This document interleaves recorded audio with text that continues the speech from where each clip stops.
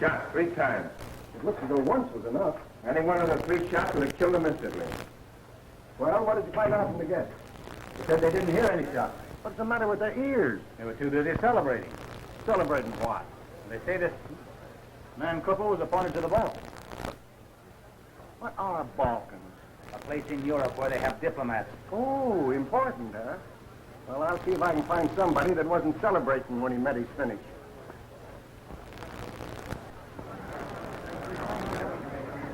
Floyd Cooper's been murdered. Yeah, I tell you. He's been murdered. Floyd Cooper murdered. Yeah, about 15 minutes ago. That's right. Sure.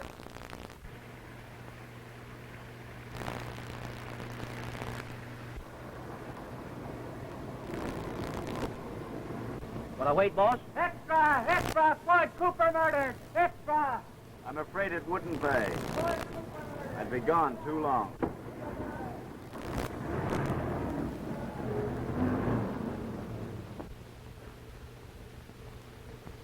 All right, the photographer's on the way out now. Right. Okay.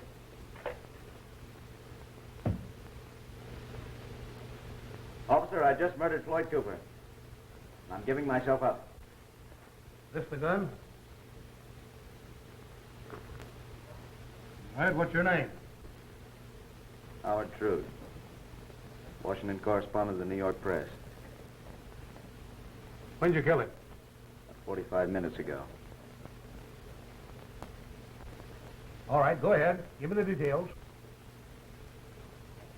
You've got all the details now you'll ever get. All right, Sergeant. Yes, I got the gun he did it with. Oh, pardon me. Thank you. He says his name is Robert Mackay from South America. He said he killed him about 35 minutes ago.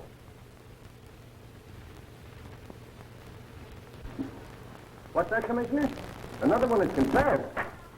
Robert Mackay of London in South America. All right, Commissioner, I'm coming downtown. Well, what do you know about that, boys? What's happened? Well, the Commissioner said that there's another... Who's this? He just confessed, and he has the gun. What's your name? Sergei Krempit. And why did you kill him? That's my affair. I came all the way from Manchuria to do it, not to talk about it.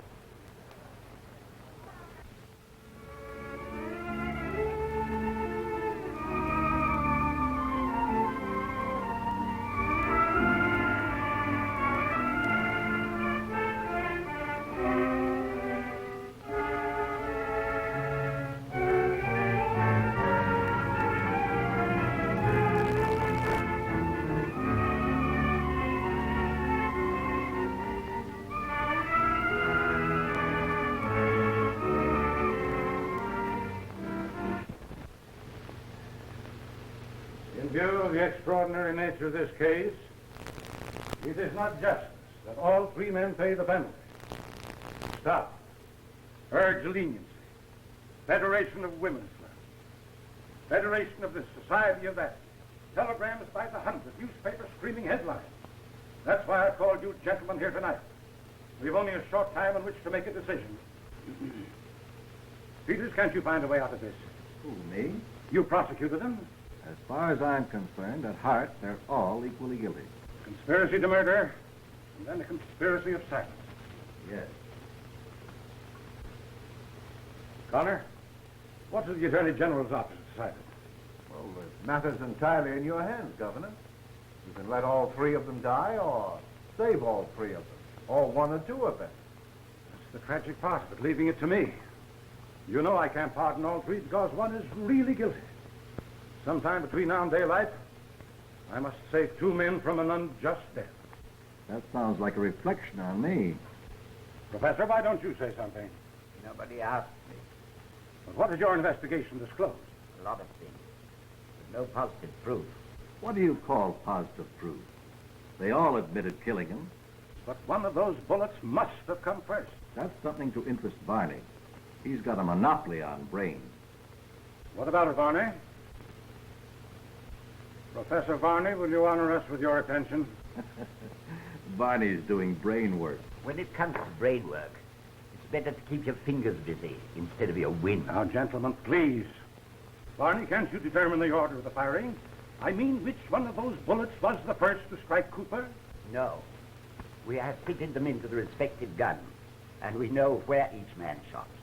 Mackay into the heart, Howard Trude into the head, Frenwich into the spine. Any one of them instantly fatal. Now, there's no way of telling which was first. No. The first bullet was the fatal bullet, and the moment life passed, the other two were shot into a corpse, which is just the same as shooting into a wall, as far as the law's concerned. And I don't see how the jury convicted all of them. I resent that, Barney. The jury convicted them because they admitted they were all attempting to kill Cooper. How can you attempt to kill a man who is already dead? What do you think, Connor? Well, I think Mackay, Trude, and Crenwick were like soldiers in a firing squad who don't know, even at the end, who actually fired the fatal shot. There's a difference here. There's one man who does know.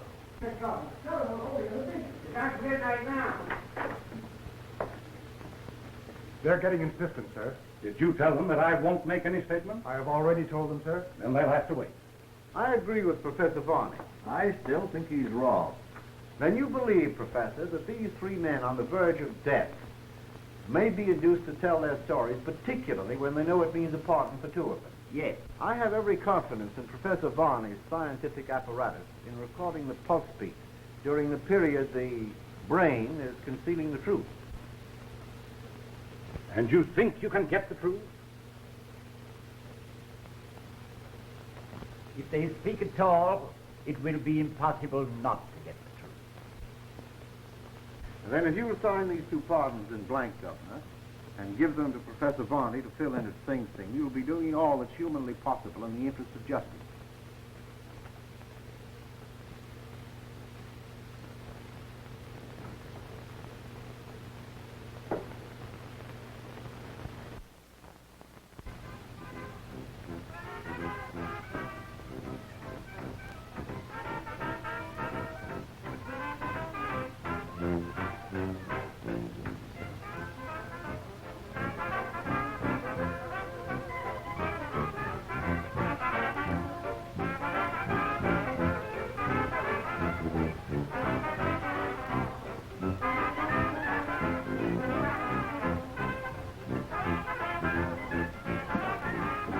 Shut that thing off. Sorry, old chap.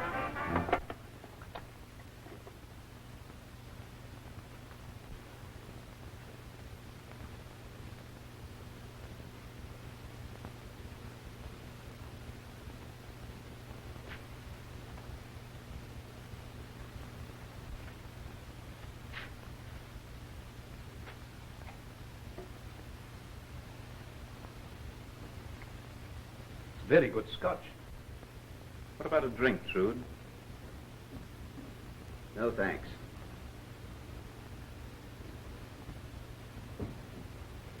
How about you, Crenwitz?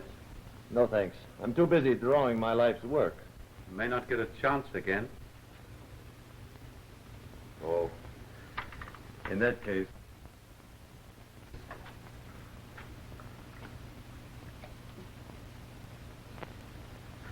Gentlemen, I give you the state of New York that gives us everything. A chance to be together for the last night. Good liquor.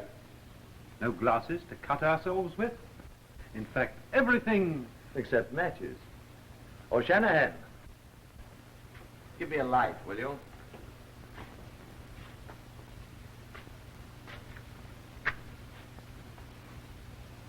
There you are, Mr. Crenwicks. Crenwitz. I'll try to remember it. And if you don't get it by morning, forget it. It won't be necessary. Good evening, Warden. Good evening, Shanahan. Open the cell.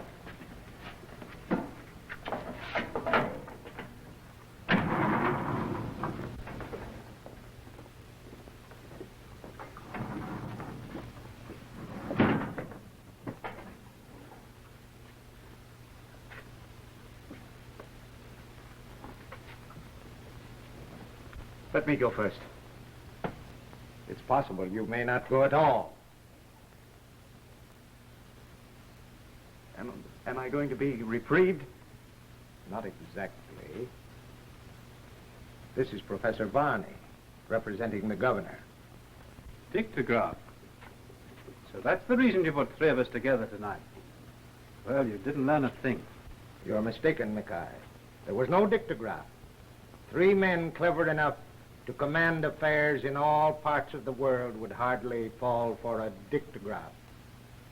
Professor Varney is bringing you pardons from the governor.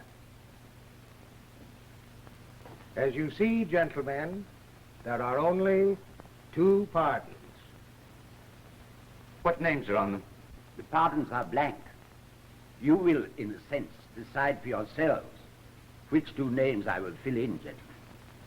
Well, that's a bit thick, wanting us to welch at the last minute. Hardly sounds like an invitation to a gentleman. I feel justified for the murder of Cooper, and I'm willing to get it over with. Fill in their names.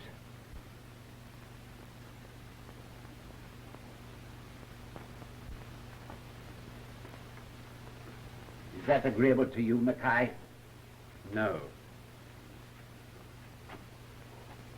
What about you, Quinvitz? No. Why should the 3 of you be fools enough to die for Floyd Cooper when 2 of you can go free? I killed Floyd Cooper. I know I killed him. You may have shot him, but I killed him. You were both mistaken. 1 of you killed Cooper. The other 2 shot into a corpse. Was it Trude through the head, Mackay through the spine, or Quinvitz into the heart? Whichever one of you it was who really killed Cooper knows the truth, and he's hiding behind the other 2. One of you shot first, and he's hoping the state won't send 3 men to death. But he's wrong. Unless you tell me the circumstances of this killing, I will be unable to fill in the names on the parts. And you will all 3 go to death. Certainly 2 of you are fools when you can go free tonight. I thought of it that way before. So, you decided not to be a fool, eh? Yes.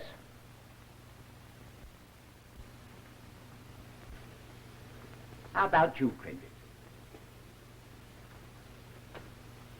If this has suddenly become a life and death contest, count me in. What about you, Mackay? Very well. Very well. Then, suppose I begin with you. The instrument is ready, Mackay. As you talk, your words and your impulses with relation to them, true or false, will be recorded on the record. I will have nothing to do with deciding whether your name goes on a pardon. The instrument will set you free or send you to death.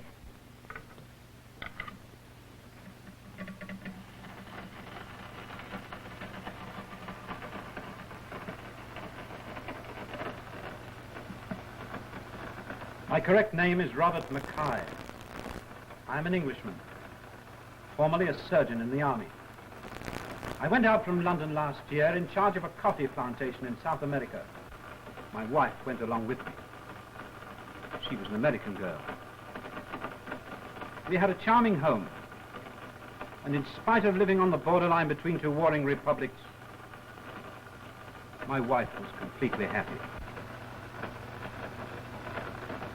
I'd heard of Floyd Cooper as a famous war correspondent when I was in the army, but I'd never met him. One afternoon, my wife and I were having tea in the garden.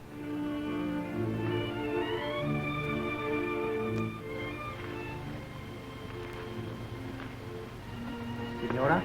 Oh, thank you. And darling, coffee. Tea for a change, Robert.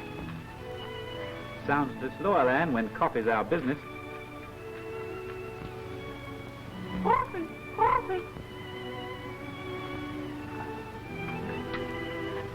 Thank you.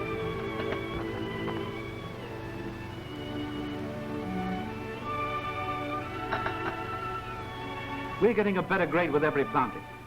My assistant manager sent me this experimental bush. It's going to do wonders. Increase the size of the bean and alter its shape entirely.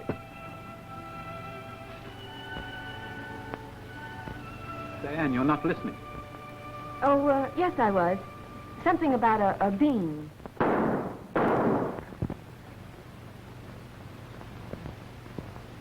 There's nothing to worry about, dear. We're in a neutral zone, and as long as we mind our own business, nothing can happen to us. Are we going home this year, Robert? I'm sorry, Anne. But next year we might get to London and New York.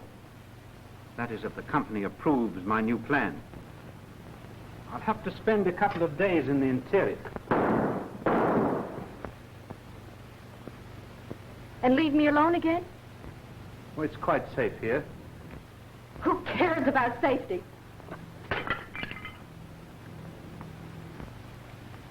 Darling, you've completely ruined it. I'm sorry, Bob.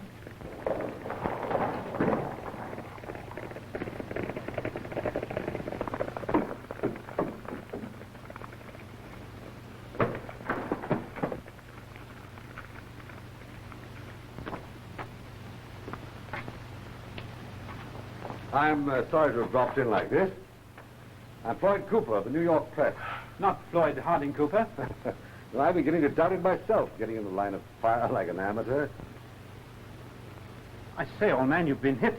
And my kit and some brandy, quick. Yes.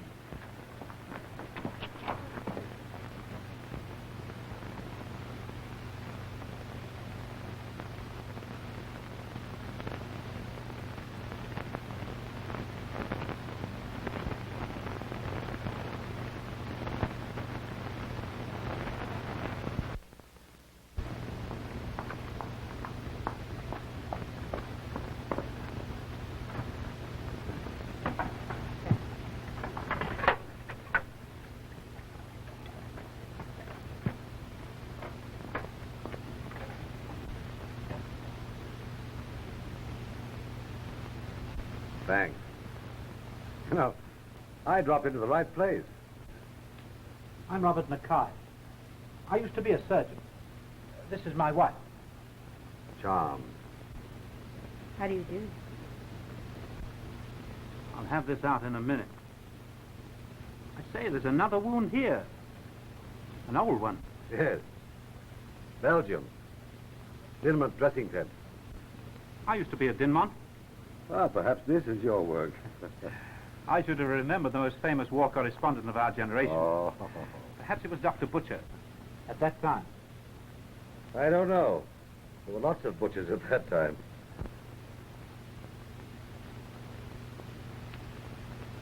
Thanks.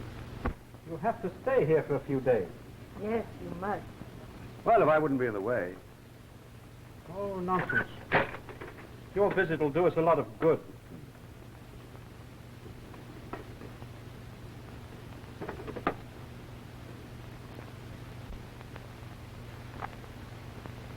And darling, coffee.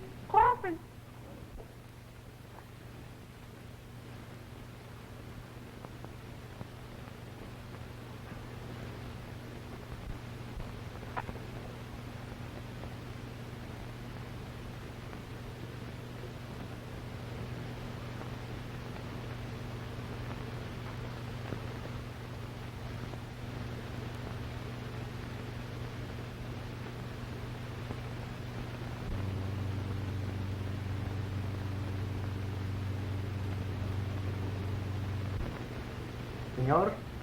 Thank you. Don't get up. Hello, Anne. Your parrot speaks for me, And darling. and he knows values. Are you comfortable? Great job. Never was patched up better in my life. Where's Mr. Mackay? Still up the river. Looking for better coffee. That's life, dear lady. We're all looking for something. In my case, it's bigger and better wars. In mine? Well, I'm afraid my little article on plantation life bored you. On the contrary, it's splendid. It should be published. Thank you, Mr. Cooper. Not Mr. Cooper. Floyd. From a fellow craftsman. Anne. Lovely place you have here. You should be very happy. What makes you think I'm not? But why should a woman like you, young and beautiful, be happy in a steaming jungle like this till she's old and faded? Unless, of course, she's tremendously in love. Which I am. Desperately. Tremendously. Well, in that case... In that case, try to go to sleep. I'll try. But if I can't, may I call like your parrot? Anne, darling. Anne, darling.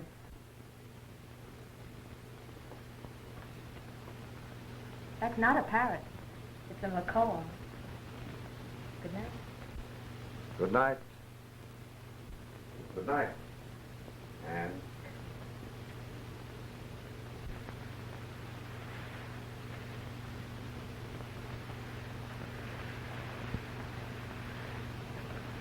Everything all right? Don't worry. I'll get a cable through somehow. The money's hot for the deal. You start moving the stuff tonight. I'll get word through in code.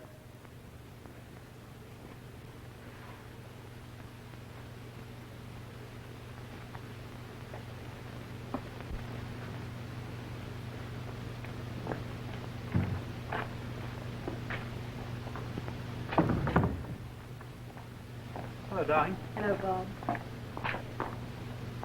Darling, I've got great news for you. I've crossed another shrub. Now, what do you think of that? Looks nice. How's Cooper? Fine. Where is he? Oh, around somewhere. Look, Bob. He's autographed one of his books for us. To Anne and Robert Mackay. Floyd Harding Cooper. Makes us quite famous, doesn't it? Hello, Anne. Hello. Feeling better, Cooper? I have to feel better, because I must get these dispatches through to the cable office. War is war. Will there be war? Confidentially, I'm afraid so. This Grand Charcoal affair is nearing a climax. And, General, the dispatches must go through. But you're in no condition to travel 2 days to the port. I can't help that. I positively forbid it. I've got to go to the port myself to cable the company.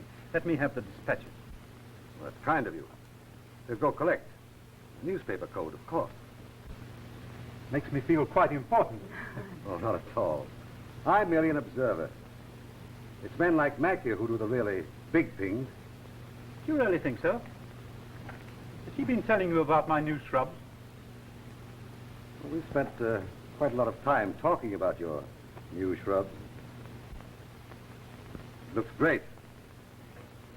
Coffee's the greatest thing in the world. My wife's an American, brought up on coffee and drinks tea. Very disloyal.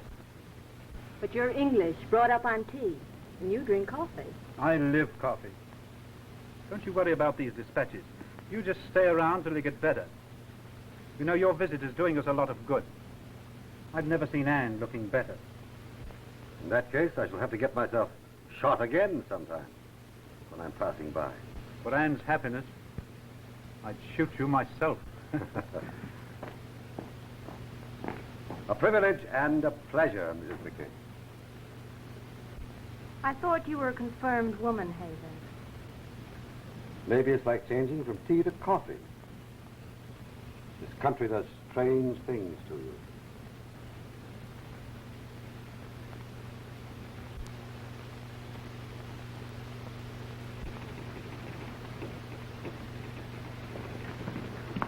Detenga este telegrama. Senor, you're under arrest.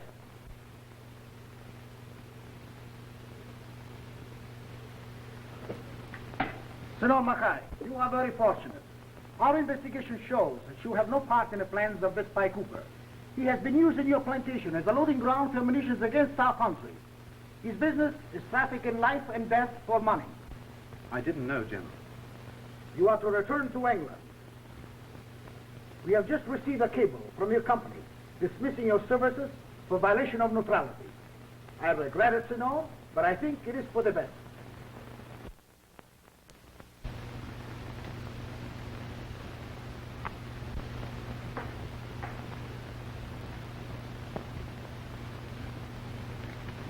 Thank you, Jim.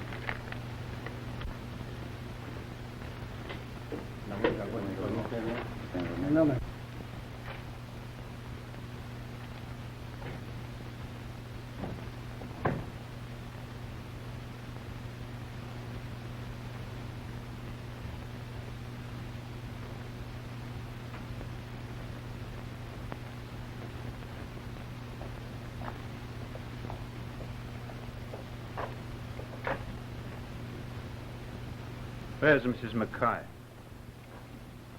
She gone. Where's Cooper? Both go. Both. And darling. Coffee. Coffee. I devoted myself to following him.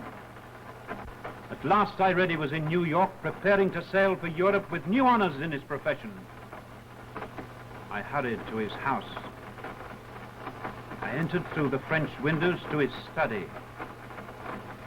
He was seated in a chair facing me. He did not move. I demanded to know what had become of my wife. Suddenly, Cooper raised his gun and pointed it at me. And I fired and killed him. Then I gave myself up.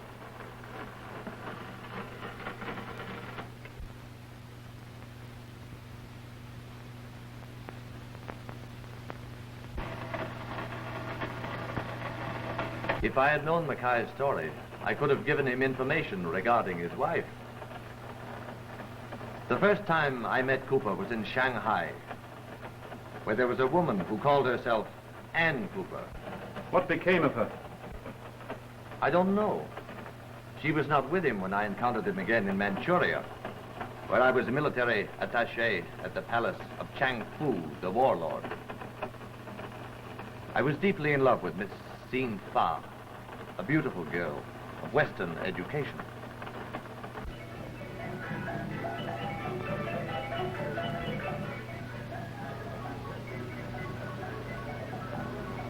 Make a good appearance, don't you? Lord Chang is favorably disposed to you. Yes, I mustn't fail in my mission. It is written, he who goes in fear walks in the dark.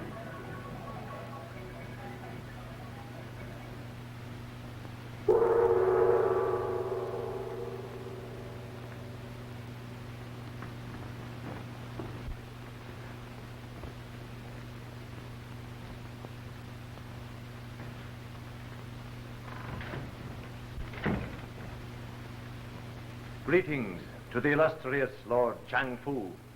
May the bright sun of your presence continue long to light the world. I am but the moon reflecting the sun of your presence.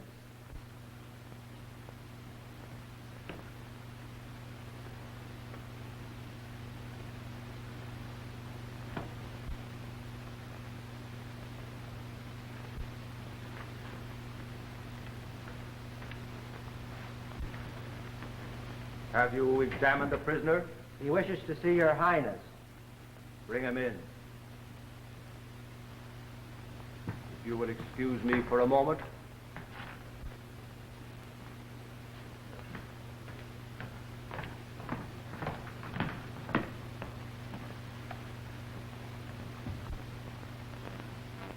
This is an injustice, Lord Chang. I'm a war correspondent. I was robbed of my credentials by bandits while I was on my way to join your forces. I have information. You are not what you say. But I am. My credentials were stolen.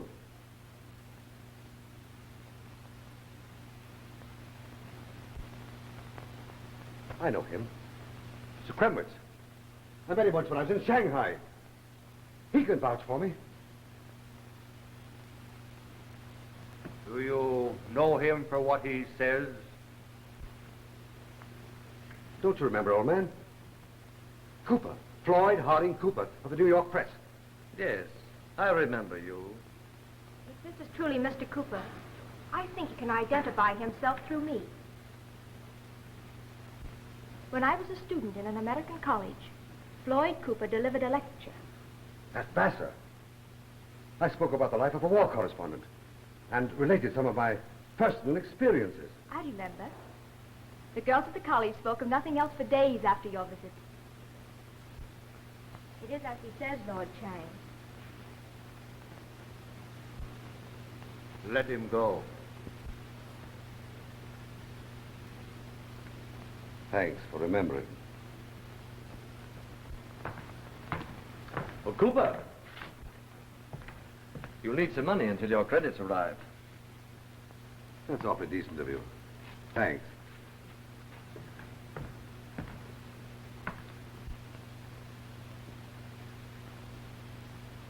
That's in honor of your new appointment. Oh, it's only the beginning.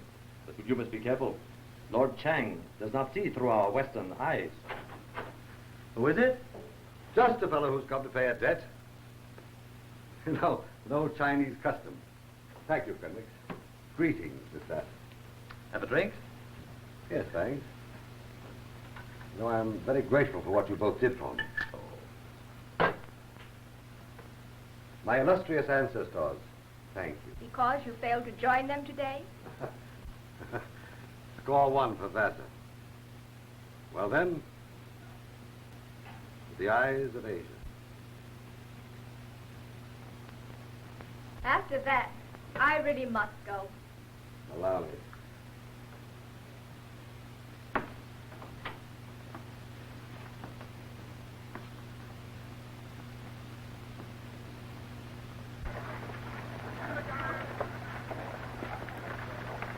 Imagine that you're back in Vassar for just 1 hour. Perhaps there were parts of my lecture that you missed.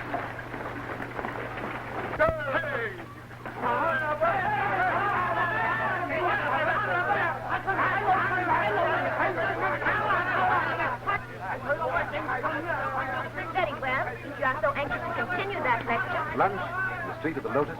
In the Street of the Lotus.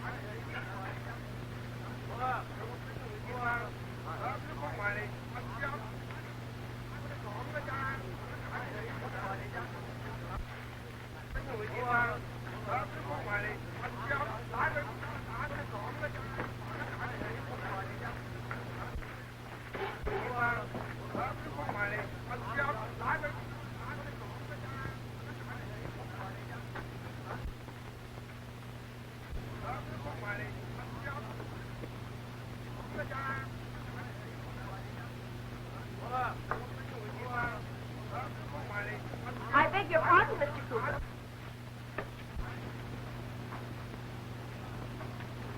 Can I be of service? You might take me to lunch. Thin far. You look charming. They're old, but I love to wear them. Oh, this is the place.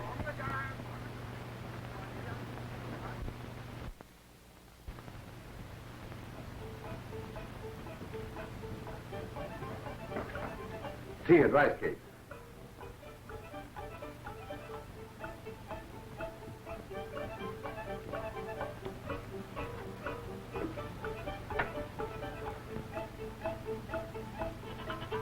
Perhaps it is I who will have to deliver the lecture. No one to blame but yourself. Being so lovely.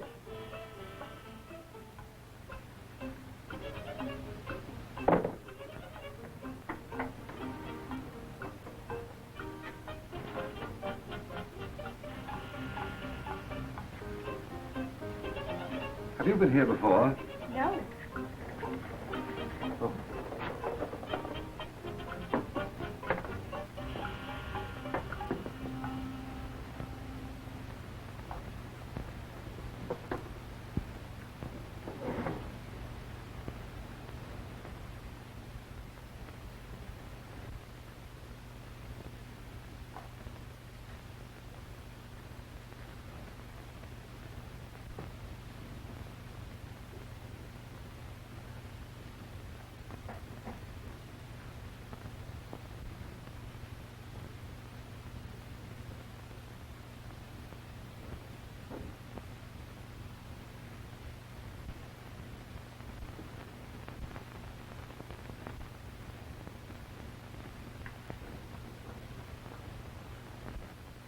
Lovely things end too soon. Please don't say that. Why? Because I want to see you again. Often. Oh.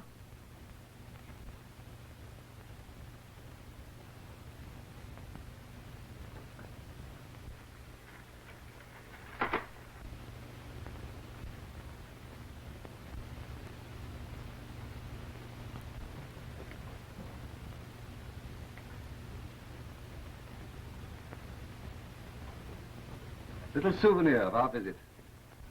A jade box. Oh, really, Mr. Cooper, it's much too expensive. Well, please take it.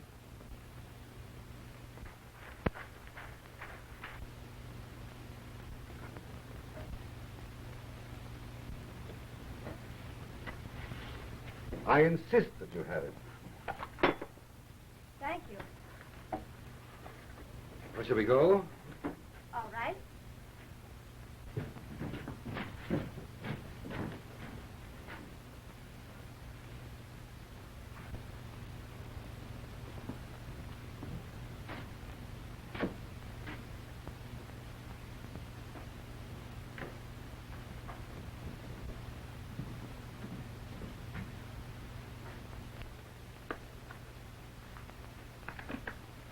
Good day, Silva.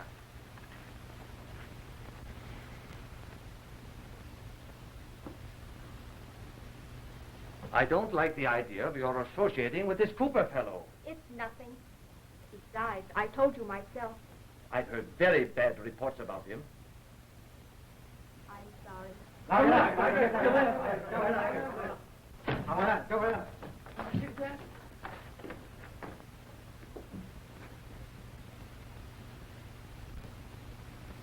Your Highness.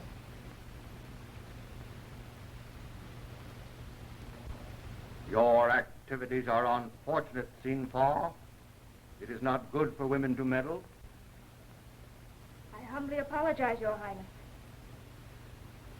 What have I done?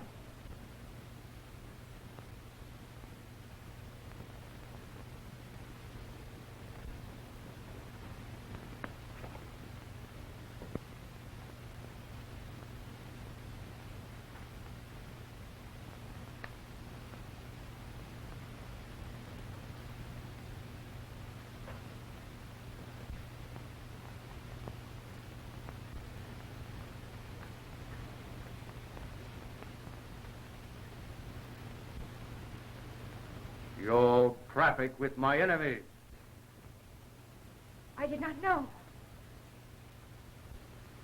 Cooper gave it to me. Cooper?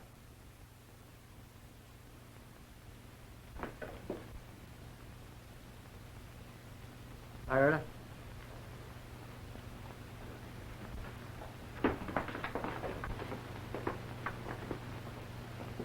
Highway, go!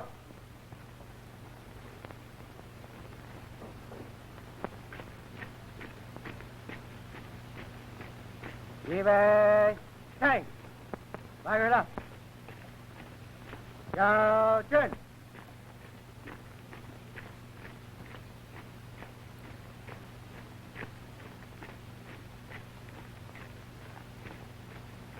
Down, count. Down, pound. That's why I came from Manchuria and searched until I found where he lived. I read that it was his last night in New York. I went to his place. I came through the French windows into his study and found him sitting in a chair. I accused him of the death of Sin Fa. And in answer, he raised his gun and I shot him. There is no question in my mind that it was I who killed him. I had every reason to, and I did.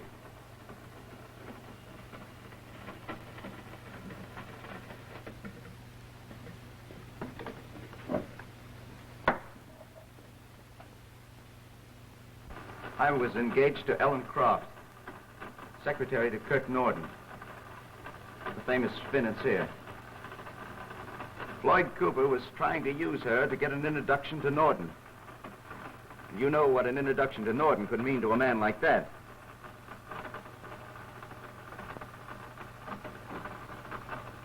It was at the Maryland estate of Norden. Ellen and I were talking about our coming marriage. Everybody happy. Everybody except Mr. Norden, I guess. Tell him this afternoon. I promised him I'd go to Timberline. Now, see here, young woman, you'll take dictation from me. That's old-fashioned. Well, I'll take dictation from you. Anything so long as we're married soon. Here we are. They just came, miss.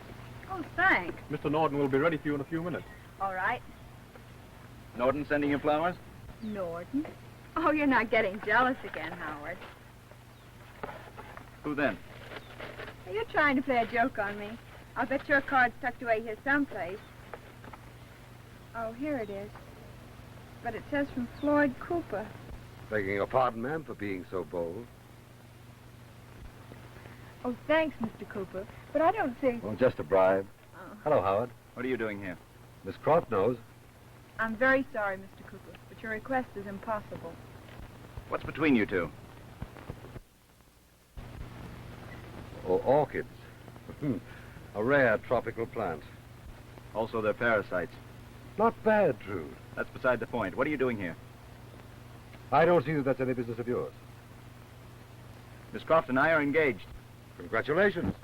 But I still don't see how my business can concern you. Mr. Cooper's here to see Mr. Norden about an interview. Don't do it. Oh, maybe you're on the same assignment. No, I'm not. And isn't it a bit unprofessional to use your influence to prevent me from getting my interview? If it's only an interview he wants. Mr. Norden never grants interviews. But he's leaving for Timberline, and if you'll call on him there, I'll see what can be done. Thank you. Well, let's call it the truth, Howard. We're not on the same assignment.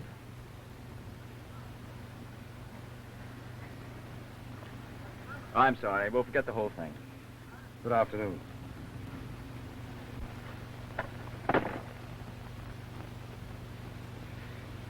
I'm sorry. Well, that's all right, Howard. I couldn't bear to see a fellow like Cooper talking to you. He does sound exciting. That's just his line. I infer from that, Howard, that Mr. Cooper's not strictly a moral man. No, cut it out, will you? I'll be away from Washington in a couple of days. You can resign your job and we'll announce our engagement. I'll see you at Timberline.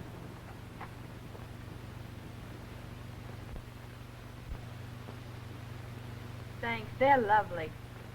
Some women were meant for orchids. I think it's about time for you to see Mr. Norden. You know, I'm rather sorry that you managed to arrange that appointment. But I thought you wanted it. Well, I did. But now I won't have any excuse left for staying on. Timberline. Well, the lion is in his den. And I am condemned to enter. Too late to recall it. I've resigned from the lion's services. Do you think that was wise? I think it was very wise. Burning all your bridges? Don't you approve of Howard? I approve of you. I think you're charming, beautiful, thoroughbred. And I don't like to see thoroughbreds hitched to plow horses. You mustn't keep Mr. Norden waiting. And do a good newspaper man. News comes first. I see. So this is the press man who's taking my right arm away from me, huh? No, Mr. Norden. It's another newspaper man. That's her fault. It's Mr. Cooper about the interview. Mr. Cooper, I don't grant interviews, but I'm breaking my rule at Miss Croft's personal request. If you'll come down to Putnam Green, I'll talk with you. Thank you, sir. Well, what is it you want to interview me about? I want to know if you'll be interested in this.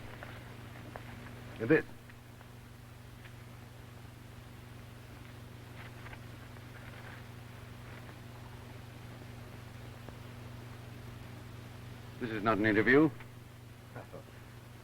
It's the only way I had of bringing the matter to your attention. How did you know I was interested in these affairs? Certain information I received in Manchuria. Smart of you to bring the interview about in this way. What's it worth to you? $100,000.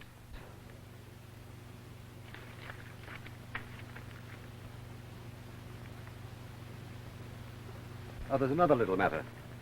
Another war contract? Oh, no. Just a favor. No, to the Balkans. I wouldn't be able to arrange anything through the diplomatic service, but there's a peace commission setting out, financed by some quite well-meaning people. Well, even a semi-official capacity would help. Floyd Cooper on a peace commission. Consider it arranged. I'm glad it turned out so well for you. Thanks to you. It's an important mission. Oh, it's important, I guess. But I never would have undertaken it if I had thought it was best for me to go away. Why? You know why.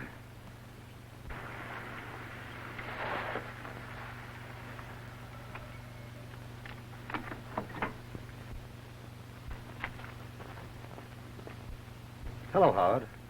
Ellen, would you go inside? I want to see Cooper alone. Howard, you're making a mistake. The only mistake I made was not telling you the truth about Cooper. Might have known this would happen. Nothing has happened, Howard, except in your own imagination. He seems to be positively gifted that way. Howard! Come on, Ellen, let's get out of here. No. What? We're no longer engaged. Ellen, you don't mean that. Please go. Oh, steady. Steady. That's why I ask you not to burn your bridges. I couldn't stay here. What you need, Ellen, is a new outlook on life. Travel. Forget. Travel? I was going to ask you, but I didn't think there was a chance in the world. But if ever a man needed the service of a clever woman to help him on a delicate mission, I need a secretary like you. Now, don't say no until you consider it.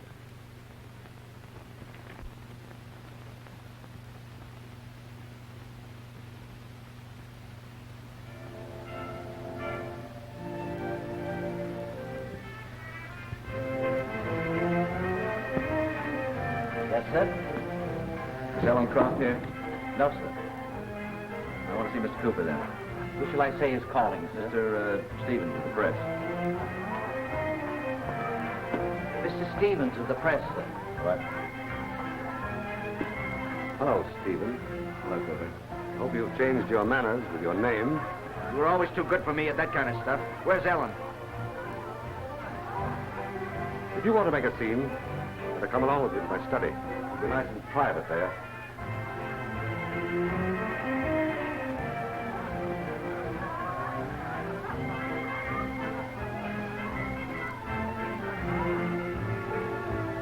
Well, what's on your mind? Are you taking Miss Croft to Europe with you tomorrow? Why not ask her? I'm asking you. Go ahead. This is a showdown, Cooper. This time you're playing for limit stakes. I always have. But I don't see that you're holding any cards. I don't care if she did break her engagement to me. You're not going to add her to the collection that you've got scattered all around the world. The lady in question is not going with me. Unfortunately. Lucky for you, if it's true. And drop that insinuation of gunplay. You're talking right up my alley. I'm going out to check up what you say. If you're lying to me, I'll be back. How do you do, sir? Is Ellen Croft in? No, she moved out with all her baggage. Told us that she'd send her forwarding address from her new position. Thanks. You're welcome. Back again, Mr. Stevens. Where's Cooper?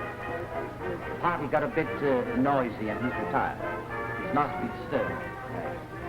Say, why don't you make yourself go home? Come I know you. Sure. How's Cooper getting along with his new secretary? Wow. Say, would you buy me a little drink, please? Right from that little glass. Good boy.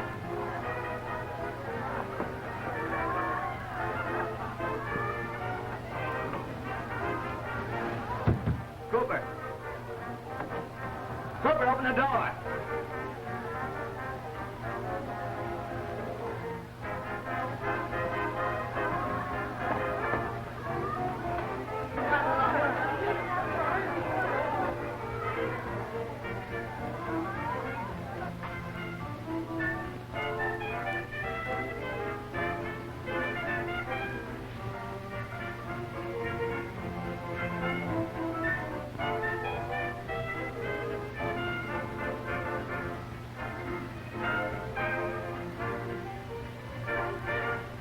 Cooper was sitting in a chair. I demanded that he sail without Ellen. He raised a gun and I shot him. And I gave myself up. And you know the rest.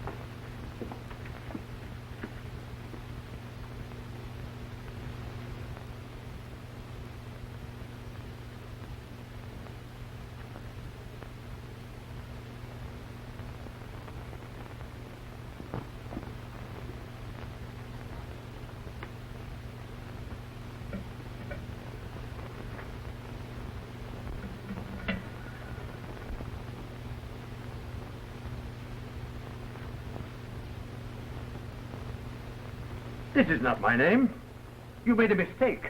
You made the mistake when you grabbed it. It belongs to truth. You lied, Prentice.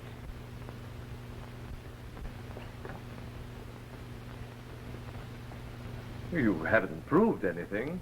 No. I'll show you the proof. Your first lie occurred almost at the beginning of your story.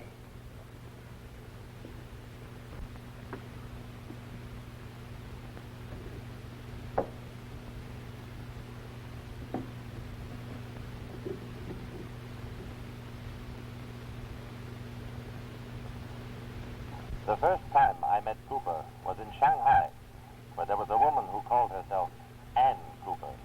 I happen to know that Anne Mackay never got further than London, where she is now. You thought it'd be a good idea to hitch your story onto Mackay. So you began to parallel the circumstances. And here on this cylinder, you will notice more lie variations, which correspond to this point on the record. I was deeply in love with Miss Dean Farr, a beautiful girl of Western education. Purely an invention, this Chinese girl. She never existed. You wanted a girl in your story of another country whose fate at Cooper's hands would excite sympathy. Lies. Lies. Your whole story is a lie. Prentice, I've had a theory about this case all during your trial. But unfortunately, as I told the governor, I had no positive proof. Tonight, your own lies have convicted you. You were never a military attaché in Chang's court. You and Cooper represented munition companies and were in a deal together. Cooper stole the contract, came to New York. You followed him. And because he wouldn't give you your share, you murdered him.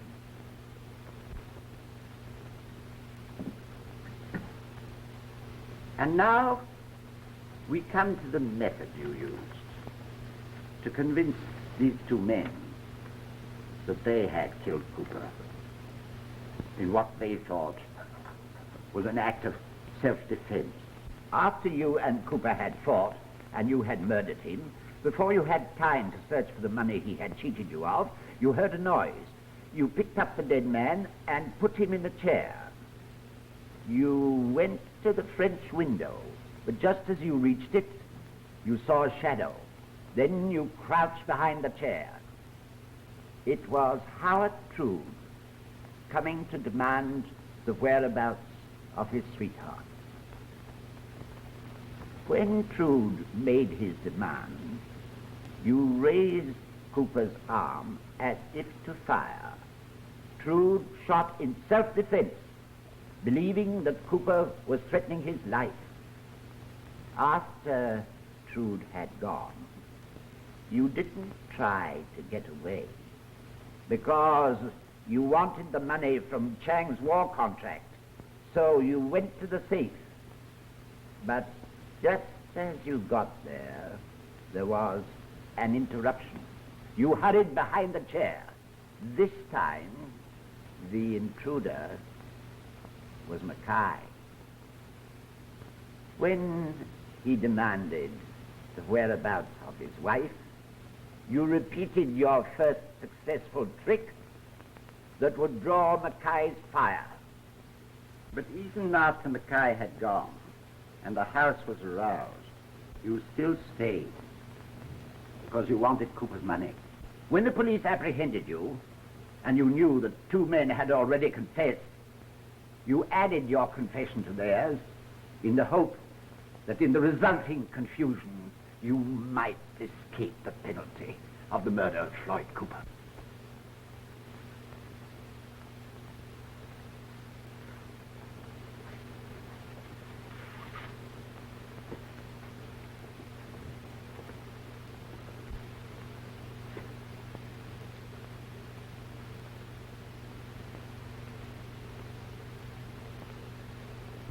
There's a girl for you. And one for you.